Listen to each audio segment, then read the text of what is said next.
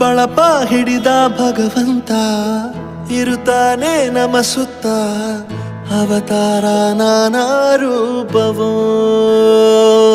ನಮ್ಮೆಲ್ಲ ಹಣೆ ಬರಹ ತಿದ್ದಿ ಬರೆಯಲು ಕತ್ತಲೆಯಿಂದ ಬಂತ ನಮ್ಮ ಕೈಯ ಹಿಡಿಯುತ್ತ, ಕರೆದೊಯ್ದ ಬೆಳಕು ತೋರಲು. ಭಯವಾಗಿ ಗದರೋದು ನಮ್ಮ ಬೆಳೆಸಲು.